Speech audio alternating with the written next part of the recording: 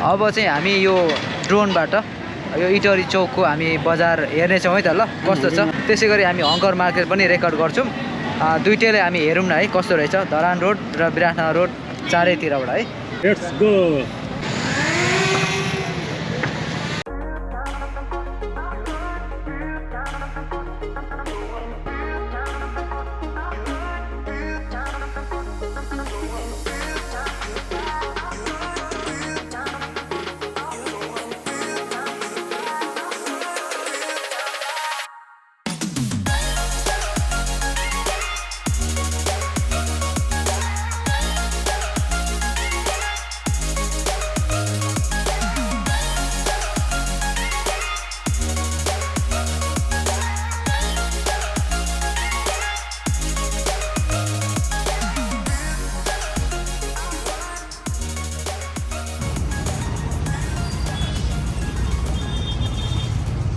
अगाडिपट्टि चाहिँ हाम्रो एनसिएलको अफिस रहेको छ त्यो भवनमा भने यतापट्टि चाहिँ हाम्रो ग्लोबल ब्याङ्क रहेको छ अनि मेन हाम्रो जक्सन चाहिँ यो रहेको छ।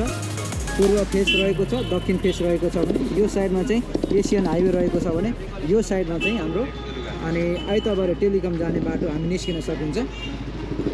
यस्तो रहेको छ एकदमै यो चाहिँ भिडभाड अनि चलेको सबै व्यवसायहरू गर्न सकिने ठाउँ हो।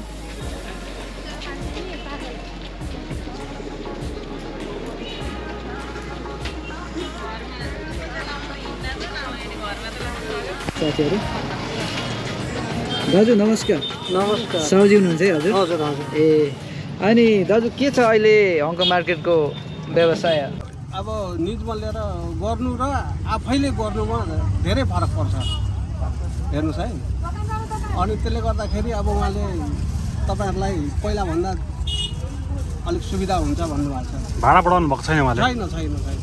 अहिले जुन पुरानो साउजी भन्दा अहिले नयाँ साउले चाहिँ मैले विभिन्न नयाँ सुविधाहरू दिन्छु। टोइलेट बाथरुमकादेखि लिएर व्यवसाय गर्ने सम्पूर्ण बाहिरको व्यवस्थापनहरू गरिदिन्छु भन्नु भएको छ। हजुर।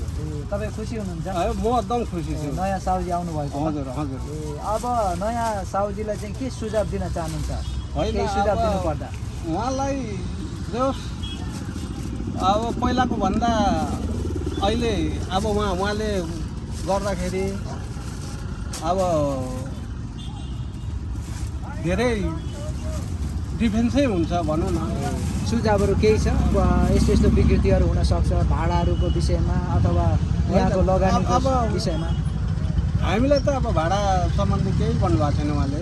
अब भाडा बढाउने कुरा केही गर्नु छैन छैन त्यस्तो भन्नुभएको छैन। अब आउने दिनहरूमा अब उहाँले पनि बढाउनु भयो भने अब हामीले पनि अब होइन अब दिनु पनि पर्छ नि। अब के गर्नु त अब व्यापार व्यवसाय चाहिँ मजाले गर्नुहोस् भनेर भन्नुभएको छ। हजुर हजुर। तपाईँ सन्तुष्ट ढुक्क हुनुहुन्छ? ढुक्क छु म। पनि गफ गऱ्यौँ हामीले है उहाँको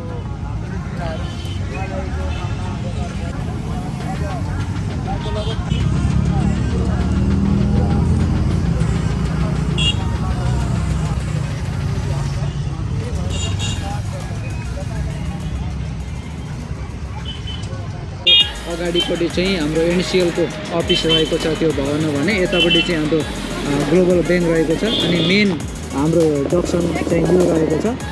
पूर्व फेस रहेको छ दक्षिण फेस रहेको छ भने यो साइडमा चाहिँ एसियन हाइवे रहेको छ भने यो साइडमा चाहिँ हाम्रो अनि आइतबार टेलिकम जाने बाटो हामी निस्किन सकिन्छ। यस्तो रहेको छ एकदमै यो चाहिँ भिडभाड अनि चलेको सबै व्यवसायहरू गर्न सकिने ठाउँ हो।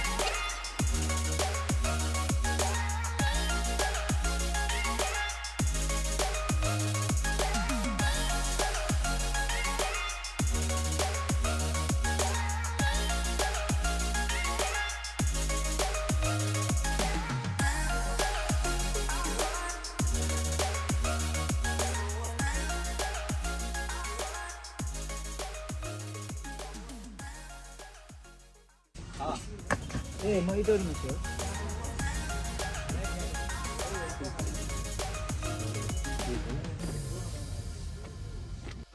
दाजु नमस्ते नमस्ते। तपाईँ हङकङ मार्केटको पुरानो व्यवसायी हुनुहुन्छ है तपाईँको थोरै सुझाव लिउँ भनेर अहिले जुन चाहिँ हाम्रो नयाँ व्यावसायिक साथीहरू हुनुहुन्छ उहाँले चाहिँ लगानी गर्नको निमित्त यो हङकङ मार्केटमा चाहिँ कतिको व्यवस्थित तपाईँले देख्नुहुन्छ अहिलेसम्म त पहिलेदेखिको हामी गरिरहेको होइन त्यही तरिकाले गर्दै जानुपर्छ मिडियम तरिकाले अब एकैचोटि हाईमा जानु हुँदैन होइन बिस्तारै बिस्तारै गर्नुपर्ने हुन्छ। हजुरको नाम के भन्नु मेरो प्रदीप श्रेष्ठ हो। प्रदीप श्रेष्ठ है तपाईँले यहाँ गर्दै गर्दाखेरि नि जस्तो यहाँ पार्किङ सहितको यो इटरीको मुटु हो हङकङ मार्केट सिटी होइन जुन हिसाबले तपाईँले सामानहरू महँगोदेखि सस्तोसम्म बेचिराख्नु भएको छ हामी देखिरहेछौँ होइन यो कुराहरू बेच्नको लागि यहाँनिर पार्किङ सहितको 4 तलको बिल्डिङ बनाउँदै गर्दाखेरि उहाँले कतिको सहज होला लगानीकर्ताहरूलाई लगानी गर्दा त अब गाह्रै भइहाल्छ नि अब पार्किङ छैन एक त होइन हजुर अब यहाँ आउने किन्ने ठाउँमा कस्टमरहरूको पनि ठाउँ छैन बाइक पनि पार्किङ गर्ने अब यहाँ आउने पनि धेरै मात्रामा पनि कमाउँछ अब यहाँ चाहिँ सबै हाम्रो मार्केटमा चाहिँ कतिले सस्तै पाउँछ भन्ने कुरो हुन्छ होइन हाम्रो चाहिँ अब अलि सबै खालको राखेको हुन्छ मिलाएरै यहाँनिर चाहिँ पार्किङ सहितको चाहिँ नै बिल्डिङ निर्माण गरेर तपाईँहरूलाई हस्तान्तरण गरियो भने पुरानो जस्तो तपाईँहरू व्यवसायिक हुनुहुन्छ धेरै टाढा टाढाको मान्छेले चिनेको हुन्छ होइन तपाईँहरूलाई चाहिँ नि यसरी सहयोग गरिदियो भने चाहिँ तपाईँलाई अझ राम्रो हुने हो राम्रो हुन्छ नि यो एसियन हाइवेसँग जोडिँदै गर्दाखेरिमा चाहिँ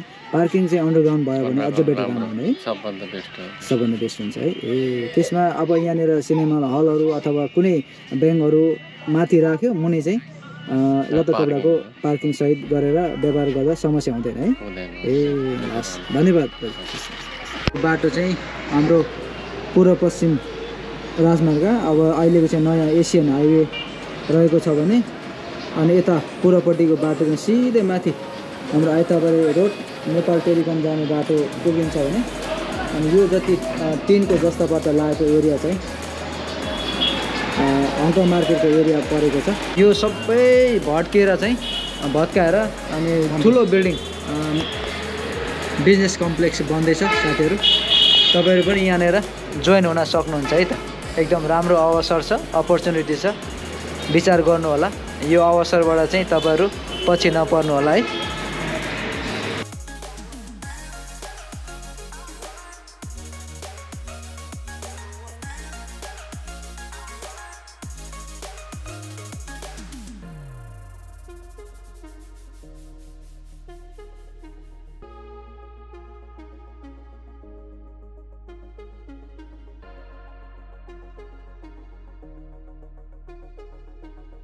हजुर सर नमस्कार ए नमस्कार तपाईँ त नामबाट सुरु गर्नुहोस् न सर मेरो नाम सन्तोष खड्का सन्तोष भयो है कस्तो छ सर यहाँको व्यापार व्यवसाय अहिले व्यापार व्यवसाय चाहिँ अब राम्रो छ एकदम राम्रो छ है अहिले यसपालि चाहिँ अलिकति मौसमले नि साथ दिएको छ ए अच्छा पहिलाको भन्दा अलिक चिसो पनि बढेको छ अब पोहोर सालतिर चाहिँ अलिक त्यति चिसोहरू थिएन अलिक कमै थियो यसपालि चाहिँ यो साल चाहिँ अलिकति मौसमले साथ दिएको छ ठिक अनि के अरे यो भिडियो हामीले बनाउँदै गर्दाखेरि चाहिँ हाम्रो उद्देश्य चाहिँ यही हो यहाँ रिनोभेट गर्नलाई यहाँको व्यापार व्यवसायलाई फर्स्ट आओस् भनेर सबै कति मान्छेलाई थाहा हुँदैन नि त यो हङकङ मार्केटमा चाहिँ एकदमै राम्रो सामान पनि एकदमै मिल्ने प्राइसमा सुपथ मूल्यमा पाइन्छ भनेर होइन थाहा छैन यो कुरा चाहिँ तपाईँले के भन्न चाहनुहुन्छ यो विषयमा होइन हामीले एकदम मिलाएर सबैलाई हुने गरी होइन हाम्रोमा भनेको एकदम थोरै बजेटदेखि लिएर ठुलो बजेट अलिक राम्रो लाउँछु भन्नेहरूलाई सबैलाई मिलाएर राखिदिएको हुन्छ हामीले एकदम हाम्रोमा चाहिँ त्यो तपाईँहरूको एकदम हाई क्वालिटी अब मिडियम क्वालिटी सबै हामीले मिलाएर राखेको हुन्छ सबैजनालाई जो मिलाएर थोरै मार्जिन राखेर हामीले टक्क गरेको छ तपाईँको भने मतलब चाहिँ अब मूल्य अनुसार दाम अनुसारको सामानहरू यहाँनिर पाउन सक्नुहुन्छ उचित दाममा त्यो उचित दाममा पाइन्छ किनभने अब धेरै ठाउँमा चाहिँ के हुन्छ भने अहिले हाई क्वालिटीको अलि धेरै पैसाहरू मात्रै योमा पाउने हुन्छ हाम्रोमा चाहिँ सबै खालेलाई मिलाएर अब सबैसँग धेरै पैसा नि हुँदैन होइन ठिक्क अब तातो कपडाहरू ठिक्क बजेटमा किन्ने मान्छेहरू हुन्छ है सबैलाई मिलाएर गरिदिएको हुन्छ जस्तो हामी देखिरहेछौँ यहाँनिर होइन अब महँगा फेन्सी स्टोरहरूमा पाइने सामानहरू पनि यहाँ तपाईँले राखिराख्नु भएको हुँदो रहेछ यिनीहरू चाहिँ कतिको बिक्छ तिनीहरू पनि बिक्छ बेच्न चाहिँ तर त्यो चाहिँ अलिकति हामीले उनीहरूले भन्दा अलिकति कमै बेच्छौँ किनभने दाम पनि कममा हुन्छ अनि अलिकति उयो जो हामीले सामानहरू चाहिँ एकदम राम्रो हुन्छ, त्यही सेम प्रोडक्ट हुन्छ तर उनीहरू ब्रान्डहरू सेम हुन्छ तर उनीहरूको भन्दा अलिकति कम प्राइसमा हामीले मिलाएर दिएको हुन्छ किनभने जस्तो यो नयाँ जो मान्छेले किन्नुभयो यो हङकङ मार्केटलाई, अब यसलाई चाहिँ रिनोभेट गर्छु भन्दै हुनुहुन्छ, उहाँले यो ठाउँमा राम्रोसँग लगानी गरेर चाहिँ नि तपाईँहरू जस्तो एउटा व्यावसायिक मान्छे, पुरानो व्यावसायिक मान्छेहरूलाई चाहिँ समेटेर अगाडि जाँदा कस्तो हुन्छ? उहाँहरूलाई चाहिँ के हुन्छ भने हामी जस्तो पुरानो व्यवसायहरू गरिरहेको मान्छेहरूलाई हामीले त एकदम राम्रो पहिलेदेखि अब धेरै वर्ष भइसक्यो हामीले गरेको होइन। उहाँहरूलाई किनभने अब भोलि नयाँ आउने मान्छेहरू कस्तो आउँछ के आउँछ अब यता के गर्छ त्यसले भन्नुभन्दा उहाँहरूले अब पुरानोलाई नै प्राथमिकता दिएर गर्नुभयो भने राम्रो। उहाँहरूसँग हाम्रो पनि सम्बन्ध गाढा हुँदै जान्छ, राम्रो हुँदै जान्छ। अब हामी पहिल्यैदेखि अहिलेसम्म हामीले राम्रोसँग अब धेरै वर्ष भइसक्यो हामी यहाँ बसेको, राम्रो चलिरहेको छ होइन। र उहाँहरूसँग पनि अब हाम्रो सम्बन्ध गाढा होस्, राम्रो होस् भन्ने हामी चाहन्छौँ। ए ल हुन्छ ल हुन्छ। अब जोस् उहाँले लगानी गर्नको लागि डराउनु परेन? उहाँले लगानी गर्नको लागि डराउनु पर्दैन, त्यस्तो डराउनु पर्ने हाले मार्केट होइन। एकदम लोकेसन एकदम राम्रो छ होइन, यो इटरीकै मुटु हो नि त व्यापारको हबले होइन, राम्रो भएको हो। उहाँहरूले यतिको ठाउँमा लगानी गर्न डराउनु पर्ने ठाउँ होइन। ए समस्या छैन होइन, उहाँले खोलेर यहाँ लगानी गर्न सक्छ एकदम दिल खोलेर लगानी गर्दा। उहाँले 4 तलासम्मको बिल्डिङ बनाएर मार्केटको लागि छोडिदिँदाखेरि उहाँलाई समस्या हुँदैन? त्यस्तोमा समस्या हुँदैन उहाँहरूलाई, त्यसमा चाहिँ समस्या हुँदैन। तर उहाँहरूलाई अहिलेको स्थितिमा हेर्दा चाहिँ किनभने त्यो धेरै ठुलो लगानी भन्दा यतिको लगानीमा प्रफिट चाहिँ यतिकोमै राम्रो हुन्छ भने। ए पार्किङ सहितको सुविधा दिँदाखेरि केही फरक पर्दैन है? ए हस्, धन्यवाद छ।